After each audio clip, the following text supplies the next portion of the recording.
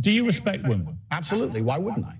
Do you think that 18, 19-year-old women are more attractive than 25-year-old women? I think there's attractive people. That's a loaded question. I don't know. Well, it's not really, is it? I can't. You know why I'm asking it? Of course I do, but I can't sit here and say... For the benefit of viewers who don't know why I'm asking, you said this. In general, this is also one of the reasons men find youth attractive.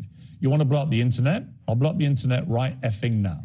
The reason 18 and 19-year-olds are more attractive than 25-year-olds is because they've been through less dick. People say, oh, you can't say that, but yes, I can. A 19-year-old is more attractive than a 26-year-old woman, and I'll tell you why. Because that 26-year-old has talked to more guys, been to the club more times, been effed and dumped more times, more arguments, more mess, more for me to clean up.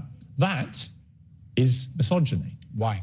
Because you are encouraging a mindset about 25-year-old women that makes them sound out to be infinitely less desirable than 18, 19-year-olds, and having effectively been having too much sex to be taken in a more respectful way. Well, firstly, even if that was the case, that wouldn't be misogyny. Well, what did you mean by what you said? That's not misogyny because it's not anti-women. I'm saying that an 18 or a 19-year-old woman would be more desirable. It's pretty anti-25-year-old women. Anti-25-year-old women we can argue, but not misogyny. Well, that's misogyny then, isn't it? No, it's not. Well, being anti any woman at all is misogyny. Not when I'm saying that women are beautiful and attractive at a certain age and saying the age. You're saying 18, 19-year-olds are more attractive than 25. Well, than ageist perhaps, but misogynistic absolutely not. But you just accepted it was misogyny. No, I didn't. You said it was misogyny. I'm telling you, no, it's not. If a 26-year-old woman is watching this and has heard those comments, yeah, would you just say to her, look, I'm sorry, I shouldn't have said that? No, I won't.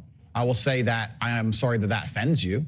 However, there's a large contingent of the world. That doesn't mean you're sorry. No, I'm not sorry. That's the point I'm making. I'm sorry if that offends you. However, there's a large contingent of the world that believe that, and I was mediating for a conversation. Parts of the world that believe that about 26-year-old women are parts of the world where women are not allowed out on their own. That's a conversation. They have to wear full burqas. Well, that's a conversation. They're not allowed to drive cars. That's nothing to do with me. But is that the kind of world for women that you? I was mediating a conversation. No, I'm asking you what you think.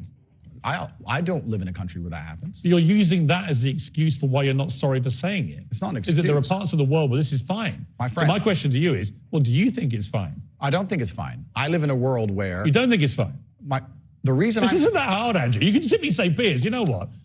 With the benefit of hindsight, I wish I hadn't said it like that. And if a 26-year-old woman's watching, I'm sorry I said that, because that actually is blatantly misogynist. And even though that's a view held by other parts of the world, it's not a view I share. Now, I would respect you more if you said that than if you try and say, well, it's said in other parts of the world, so I'm not sorry. I think that doesn't tell me what you think. Then you need to understand why my content existed in the first place. My content existed because I tried my very hardest to be an absolute and utter realist, especially with uncomfortable truths. I was pointing out that very uncomfortable... Is that a truth, then? It's an uncomfortable truth in many parts of the world. It's not a truth that I'm happy about. An inquest this week found that a 14-year-old girl, Molly Russell, died from an act of self-harm while suffering from depression and the negative effects of online content. The coroner said she was exposed to material that may have influenced her in a negative way, and in addition, what started as depression had become a much more serious depressive illness, and she very sadly took her life. That's absolutely disgusting. Right. Her father... That's terrible. Her father's campaign for better protections against potentially dangerous social media algorithms, right? It says that the particularly graphic content she saw romanticized acts of self-harm, normalized her condition, and focused on a limited and irrational view without any counterbalance of normality.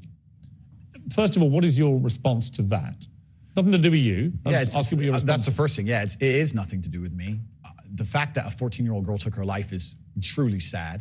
The world we live in today is...